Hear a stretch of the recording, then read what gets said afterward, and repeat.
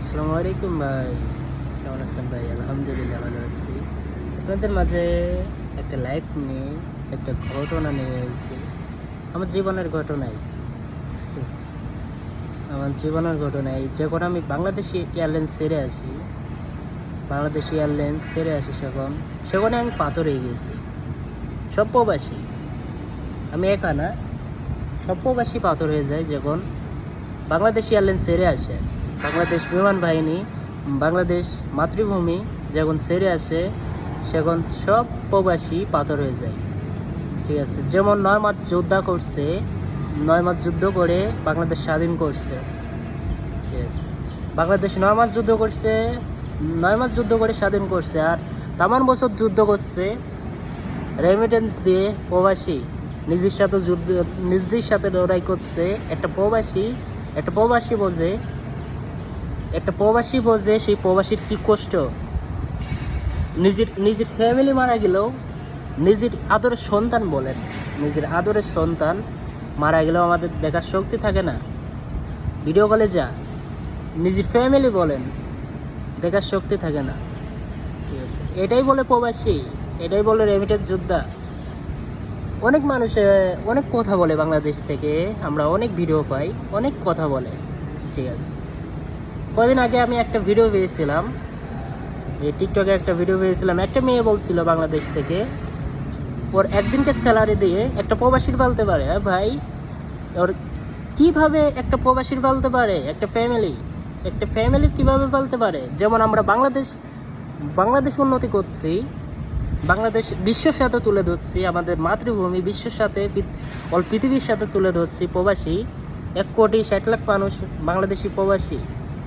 কেন সম্মান দেবে না ভাই? বাংলাদেশ এয়ারলাইন্স কেন সম্মান দেবে না? মানুষ কেন সম্মান দেবে না প্রবাসীদের তো মাথায় তুলে নাচের কথা। যারা রেমিটেন্স যোদ্ধা তাদের তো মাথায় তুলে নাচের কথা। তো প্রবাসীদের সম্মান দেবে না কেন বলতে পারবেন? তারপরে আপনার 2 নম্বরে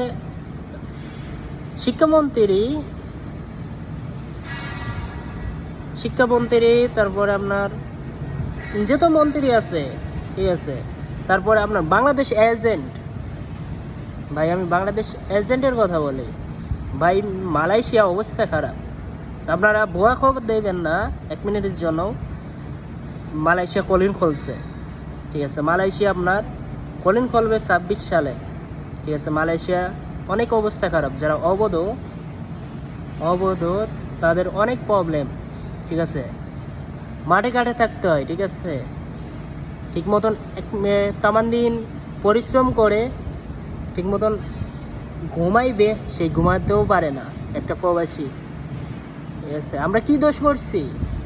আমরা বাংলাদেশ মাতৃভূমি কি দোষ করছি? যখন বাংলাদেশ একটা প্রবাসী ধরা খায়, বাংলাদেশি প্রবাসী, সেখানে বাংলাদেশে একটা কাগজ চলে যায় হাইকোর্টে, ঠিক আছে? বাংলাদেশে একটা কাগজ চলে যায় বাংলাদেশি প্রবাসী কজন ধরা পড়ছে।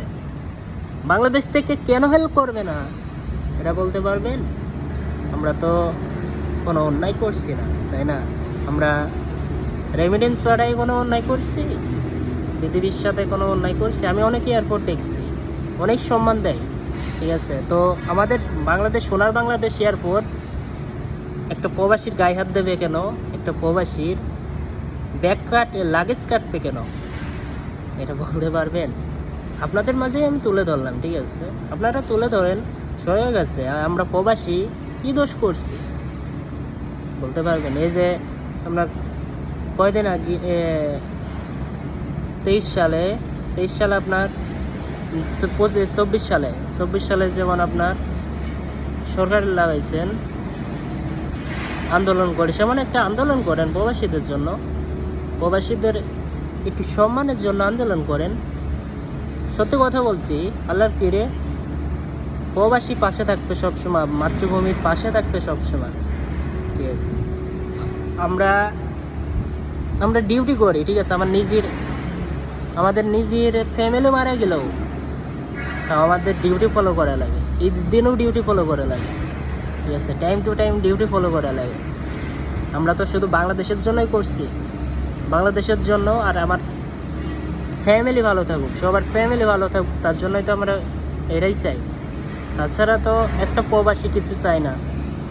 দিন শেষে একটা প্রবাসী যখন বাসায় ফোন দেয়, শুধু এটাই চাই আমার ফ্যামিলি, সব ফ্যামিলি সুখী থাক, ঠিক আছে, সুখী শান্তে একসাথে খাওয়া দাওয়া করুক, একসাথে চলাচল করুক, সবাই সুখী থাক, ঠিক আছে, এটাই চাই প্রবাসী। আচ্ছা ভাইয়া, ভালো থাকেন, আল্লাহ হাফেজ।